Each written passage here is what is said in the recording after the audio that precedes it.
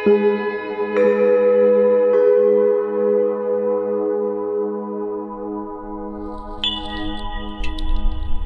के सवाल में आप सभी के मनों का स्वागत है। भारतीय मन और भारतीय मन के प्रश्न बहुत विचित्र प्रश्न हैं। ऐसे ऐसे प्रश्न हैं कि जिन्हें यदि सुना जाए तो लगे कि हम अभी तक कहाँ जी रहे हैं, हमारी सोच कहाँ पर पड़ी हुई है। वह आकाश की ऊंचाइयों की ओर उड़ना ही नहीं जानते। सोच को हमने उन्हीं पुराने समय के दकियानूसी ढर्रों में धकेल रखा है और उन ढर्रों से निकलना, उन दर्रों से निकलना, उन खाई खड्डों से निकलना दिन पर दिन और दुश्वार होता जा रहा है। ऐसी ही दुश्वार स्थिति से दो चार होता हुआ आज का प्रश्न है। प्रश्न बहुत गहन गंभीर है, समझने योग्य है और विशेष रूप से तो उनके समझने योग्य अधिक है जिनके लड़कियां हैं, अभी पुत्र का जन्म नहीं हुआ है। तो सुनते हैं पहले यह प्रश्न। जय श्री राम गुरु जी। मैं दीपक उज्जैन महाकाल की नगरी से आपके चरणों में सादर प्रणाम करता हूँ। गुरु जी, मेरा एक प्रश्न था जो मैंने देखा है हमारी समाज में, जो नवविवाहित दंपत्ति होते हैं जिनके यहाँ पहले लड़की हो जाती है शादी के बाद, या दो लड़की हो जाती है, फिर गुरुजी उसके बाद वो और उनके घर वाले, उनके रिश्तेदार सब ऐसी जगह को ढूंढने लगते हैं जो दवाई देते हैं जिससे कि अगला लड़का ही हो। और मैंने देखा कि सभी, लगभग सभी ऐसा ही करते हैं गुरुजी। कोई मंदिर में हनुमान जी के नाम की दवाई खाते हैं, कोई माता जी के यहाँ गोद भरवाते हैं, कोई निःशुल्क देता है, कोई पैसे भी लेते हैं, अपने अपना नियम भी बताते हैं। गुरुजी, मैं मेरे यहाँ की बताता हूँ आपको। मेरी दीदी है बड़ी, उनको पहले दो लड़की हो गई, उनकी आर्थिक स्थिति भी ठीक नहीं है और फिर दो लड़की के बाद उनकी इच्छा भी नहीं थी आगे कुछ करने की। फिर भी गुरुजी यही रिश्तेदार और घर वालों के दबाव में कि नहीं वहाँ गोद भराओ, हमको तो लड़का ही हो गया था, वो तो फेल होते ही नहीं उनकी दवाई, तो वो तो बहुत जानकार पंडित जी हैं, ऐसा वैसा।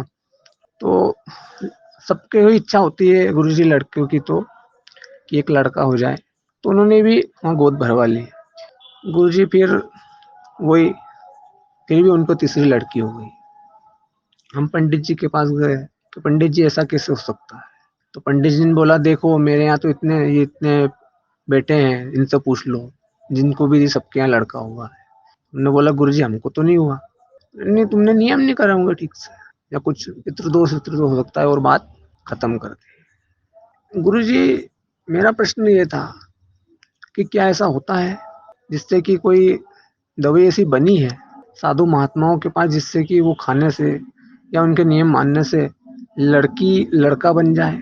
गुरु, आज के जो तेजी से माहौल बदल रहा उसमें तो इतने आजकल सभी लगभग ये काम करने लग गए हैं बाबा साधु महात्मा, और अनाप शनाप पैसे ले रहे हैं और दे भी रहे हैं लोग खुशी होकर। बहुत सारों के यहाँ होते भी हैं और बहुत सारे के नहीं भी होते हैं। पर गुरुजी, मुझे समझ में नहीं आ रहा कि ये क्या है। मतलब क्या ऐसा हो सकता है कि प्रकृति के विरुद्ध जाकर भगवान किसी को ऐसी शक्ति दे देते हैं कि वो लड़के को लड़की बना दे? एक मन बोलता है कि होता भी है, एक मन बोलता है नहीं भी होता है, क्योंकि ये होते सभी भगत लोग हैं, भगवान के नाम की दवाई देते हैं और भगवान के मंदिरों में ही गोद भरी और सब होती है। तो हमारा मन इसलिए उनके प्रभावित हो जाता है, क्योंकि हम भी भगत ही हैं और भगवान में आस्था है, तो कि हो भी सकता है, ये भगवान के नाम का लेकर बोल रहे हैं तो हो भी सकता है। पर नहीं होता है तो फिर संदेह भी होता है। संदेह वाली स्थिति गुरुजी, आप ही मार्गदर्शन कीजिए कि ये क्या रहस्य है। जय श्री महाकाल। एक परिचित मित्र का फोन आया, बहुत उदास स्वर था। उन्होंने कहा कि घर में लड़की का जन्म हुआ है, खर्चा बढ़ गया। मैंने कहा, लड़के का होता तो भी खर्चा बढ़ता, परिवार में एक सदस्य आएगा तो खर्चा तो बढ़ेगा ही। वे बोले नहीं नहीं, आप समझे नहीं, लड़की का जन्म हुआ है इसका मतलब खर्चा बढ़ गया, यानी अब उसकी शादी के लिए पैसा जोड़ो। तो मैंने कहा क्या लड़के की शादी के लिए पैसा नहीं जोड़ते तुम? वे बोला आप समझ क्यों नहीं रहे हैं, लड़की एक बोझ है, एक जिम्मेदारी है, और उसके लिए हमें बहुत कुछ करना पड़ता है, और वो पराया धन है। लड़का अपना धन होता है और लड़का ब्लैंक चेक होता है। लड़के के चेक पर हम कितने भी राशि भर लें। हंसते हुए बोले, हुए ज़बरदस्ती हंसे। मैं समझ गया उनकी मानसिकता को। मैंने उनसे पूछा कि लड़के और लड़की में जो तुम ये भेद कर रहे हो, ये सबसे बड़ा पाप है, सबसे बड़ा पाप। हमारी भारतीय मानसिकता के अंदर ये चीज़ बहुत घर कर गई है, बहुत घर कर गई है। जो भी दीपक जी ने प्रश्न रखा ये बिल्कुल सही है कि जिनके पास भी 2 लड़कियां हैं या 3 लड़कियां हैं, उनके रिश्तेदार, बंधु बांधव, मित्र उन्हें बार बार उकसाते रहते हैं कि इस साधु के पास जाओ, उस महात्मा के पास जाओ, फलाने बाबा के पास जाओ। वे संतान होने की अचूक दवाई देते हैं, और ऐसी दवाई देते हैं कि लड़का होगा ही होगा। अब वह बेचारा परिवार के दबाव में, सामाजिक दबाव में, और कुछ अपने भी भीतर की इच्छा और आकांक्षा लिए उन तथाकथित साधु संत महात्माओं और बाबाओं के चक्कर काटता है कि उसे लड़के की दवाई मिल जाए। अभी जैसे दीपक जी ने बताया कि उनकी बहन की 2 लड़कियां थी, दवाई ली और तीसरी भी लड़की हो गई। अब ये बात थोड़ी ना कि वे ठहर जाएंगे, अन्य लोग उकसाएंगे कि अरे एक और बाबा है, सिद्ध बाबा, उनका नाम ही सिद्ध बाबा है क्योंकि सिद्ध दवाई देते हैं, और फिर से वही चक्कर शुरू हो जाएगा दोबारा से। तो एक बात जान लीजिए, बहुत अच्छे से जान लीजिए। पहली बात कि जो भी साधु महात्मा संत जो वास्तव में भक्ति मार्ग पर हैं, वे कभी इस प्रकार का दावा नहीं करेंगे कि आपके शर्तिया लड़का होगा। वे कोई भी दावा ही नहीं करेंगे किसी भी प्रकार का, ना ही वे कोई दवाई देंगे। मैं तो असली हीरों से मिला हूँ, उनके साथ रहा हूँ, अर्थात जो वास्तव में सच्चे महात्मा, साधु, सन्यासी, महायोगी हैं, उनके साथ। वे तो दुनिया ही अलग है उनकी, वो तो किसी को दिखाई भी नहीं देते, सामने भी नहीं पड़ते किसी के। इतना अधिक गहरे एकांतवास में वे लोग रहते हैं, इतने अधिक गहरे एकांतवास में कि उनको सरोकार नहीं किसी दुनिया से। और एक बात और चीज़ कि वे क्यों किसी को लड़का होने की दवाई देंगे जब उनको कुछ चाहिए ही नहीं। जिनको कछु न चाहिए सो साहन के साह, वे तो राजाओं के राजा हैं, उनकी तो कोई इच्छा ही नहीं है। अब जो भी आपको दवाई दे रहा है कि आपके लड़का हो जाएगा, किस आशा से? 2-3 आशाएं जुड़ी होती हैं। एक तो पहली तो कि उसका यश बढ़ेगा, चारों तरफ प्रसिद्धि होगी, लोगों की भीड़ आएगी, नाम होगा, ख्याति फैलेगी।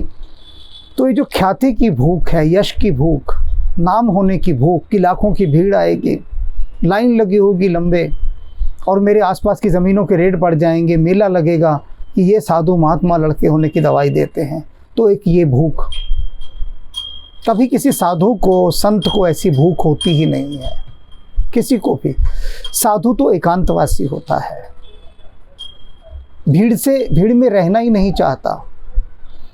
जिन महायोगियों के पास रहकर हिमालय में मैंने ध्यान योग का प्रसाद पाया, उन्होंने मुझे एक ही बात कही कि बेटा भीड़ से दूर रहना, बहुत दूर रहना। और आज भी ऐसे लोग हैं जो 5-5 साल से मुझसे मिलने का समय मांग रहे हैं, मैंने समय नहीं दिया। मैं इतना एकांतवास करता हूँ कि फ़ोन पर भी किसी से बात नहीं करता। जो जानने वाले हैं मेरे, जो YouTube चैनल देखते हैं, वे इस बात के साक्षी हैं। वे तरस जाते हैं मुझसे बात करने को, लेकिन मैं किसी से बात नहीं करता। बस 2-4 गिने चुने लोग हैं, 2-4। तो भीड़ से सबसे पहले दूरी।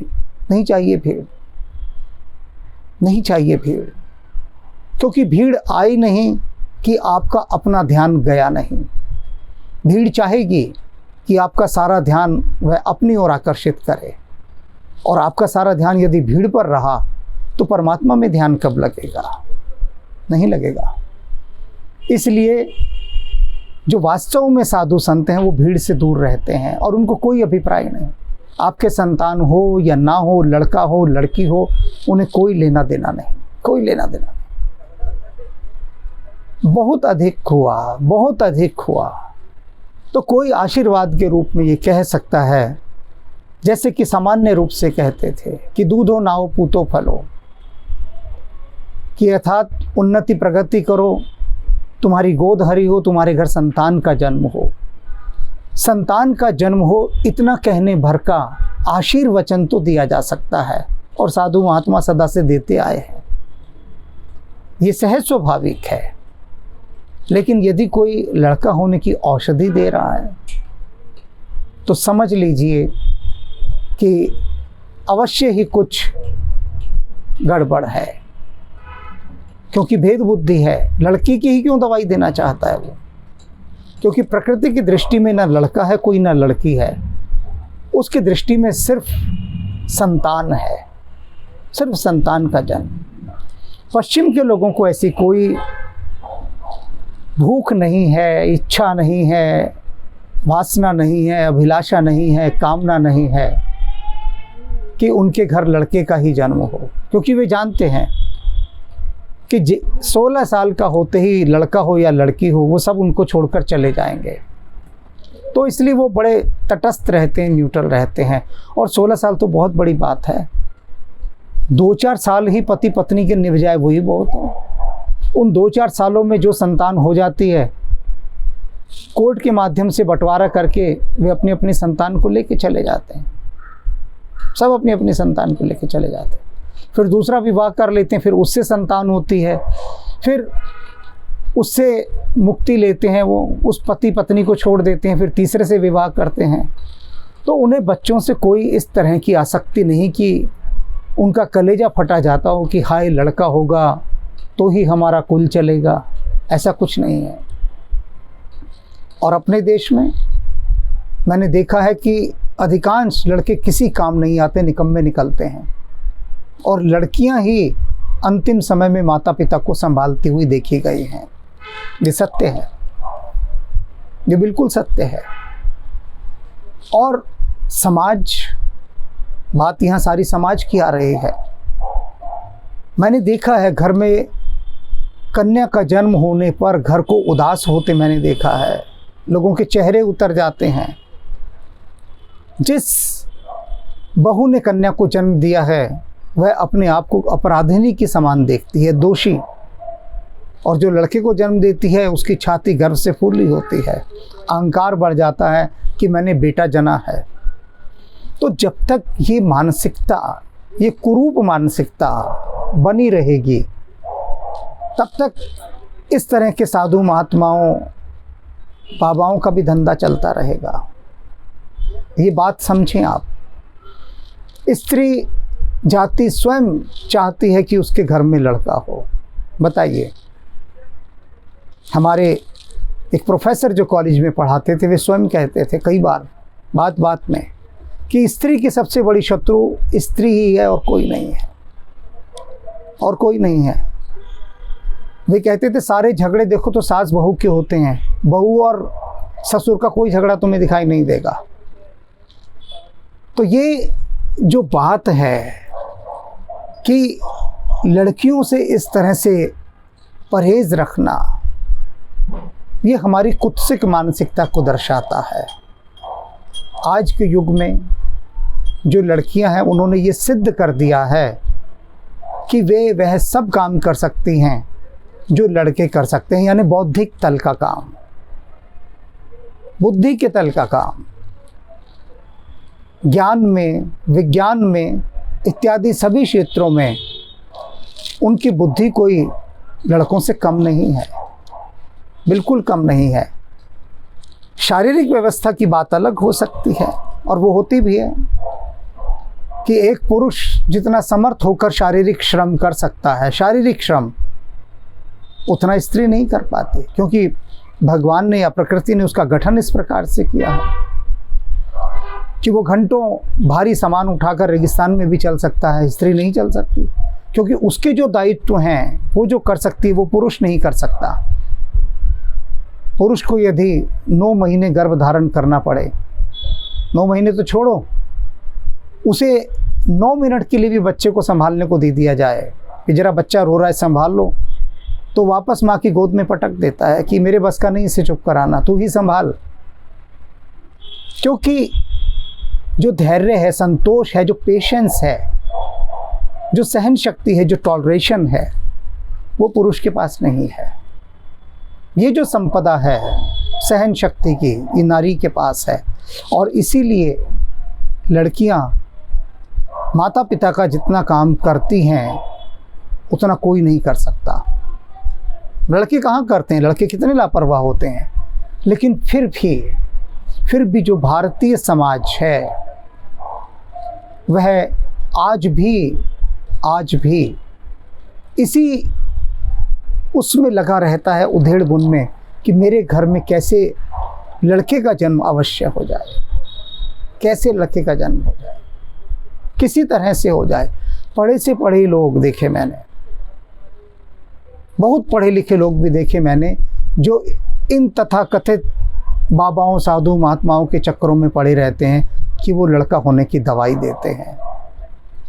ऐसी कोई दवाई नहीं बनी आज तक संसार में, कोई दवाई नहीं बनी कि जो लड़के को लड़की बना दे और लड़की को लड़का बना दे, कि कोई कहे कि मैं गर्भ में बदल दूंगा लड़की को लड़के में।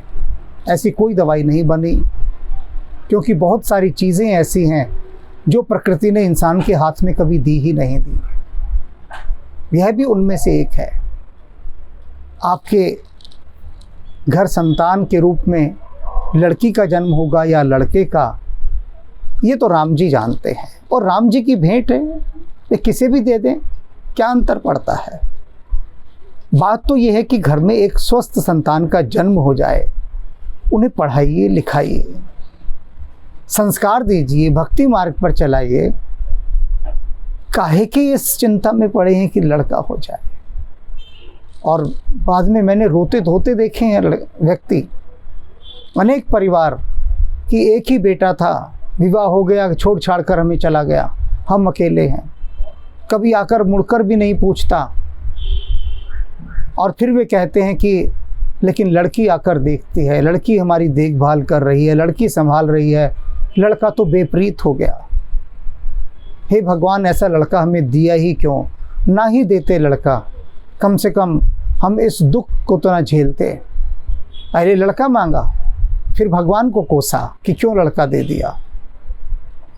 तो ये बात यदि वास्तव में ईश्वर के प्रति, परमात्मा के प्रति, प्रकृति के प्रति, राम जी के चरणों में यदि सच्ची श्रद्धा है, सच्ची भक्ति है, तो भविष्य में इस बात को कभी ना सोचें कि हम लड़का होने की दवाई लेंगे।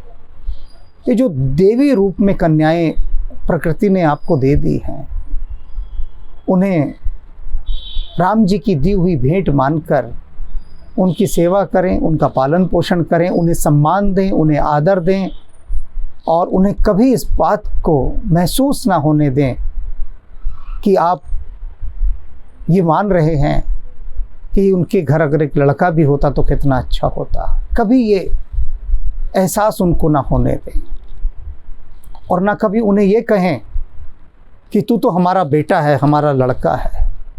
कोई आवश्यकता नहीं है कहने की। कई लोग कहते हैं कि अरे ये तो हमारे बेटे से भी बढ़कर है। क्यों भाई, क्यों आवश्यकता है कहने की बेटे से बढ़कर है? हमारी बेटी है, बात समाप्त हो गई। बेटे से बढ़कर का क्या मतलब होता है?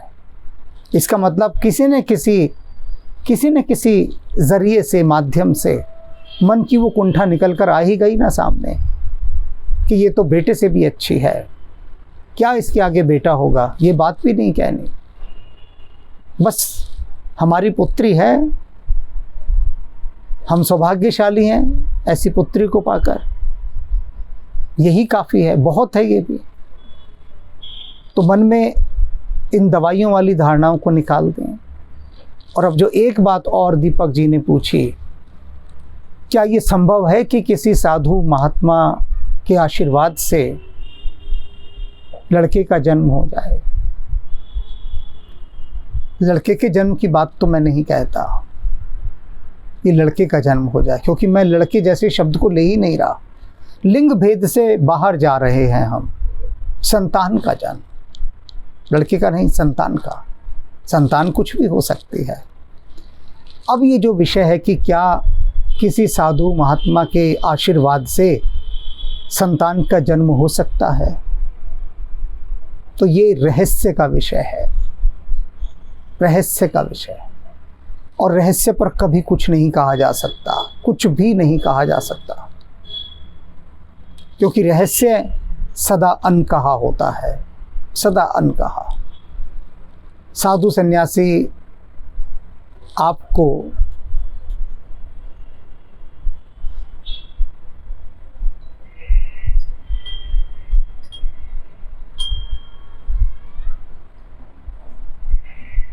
साधु सन्यासी यदि आपको कोई आशीर्वाद भी देंगे ना, तो एक ही आशीर्वाद देंगे कि आपके हृदय में प्रभु के चरणों की भक्ति बनी रहे और प्रभु आपका कल्याण करें। बस यही आशीर्वाद देंगे। अब प्रभु आपका कल्याण करे तो प्रभु जाने कि वे कैसे कल्याण करेंगे। वे अपने हाथों कुदरत के निज़ाम को नहीं लेते हैं, प्रकृति के नियम हैं, वे कभी नहीं लेंगे। बस यही कहेंगे प्रभु तुम्हारा कल्याण करें। तो अपने जीवन में कुछ ऊंचाइयां लाइए, कुछ गहराइयां लाइए। इन दकियानुसी बातों से बाहर निकलिए कि लड़के होने की दवाई लेनी है। ऐसा सोचना भी पाप है, सोचना भी पाप है। करना तो क्या हो जाएगा ये आप जान लीजिए। इसका अर्थ यह हुआ कि राम जी ने जो आपको जिम्मेदारी दी, जो भेंट दी, उसको आपने सिरे से इनकार कर दिया। राम जी ने आपको कन्याएं दी और आपने कहा कि हम तो आपकी दी हुई इस धरोहर से खुश नहीं हैं, हमें आपकी ये धरोहर मंजूर नहीं है। तो आपने सिरे से राम जी की इच्छा को नकार दिया। आशा है इस विषय को बहुत अच्छे से आप समझ गए होंगे और सदा इस प्रकार के लोभों से दूर बचिए। समाज के लोग, रिश्तेदार, बंधु बांधव यदि आपको कहीं लेकर जा रहे हैं कि वह सिद्ध साधु संत सन्यासी बाबा है, वह चमत्कार करके यह कर देते हैं, वह कर देते हैं, समझ जाइए जहाँ चमत्कार की बात कोई करता है, कोई कहता है कि मेरे पास ये सिद्धि है, मैं ये कर दूंगा, वो कर दूंगा, समझ लीजिए माया ने उसे ग्रसित किया हुआ है। माया के वशीभूत होकर या तो वह धन चाहता है या अपना बहुत नाम चाहता है, भीड़ चाहता है। अपने मन को राम जी के चरणों में लगाइए। तेरा राम जी करेंगे बेड़ा पार, उदासी मन काहे को डरे रे।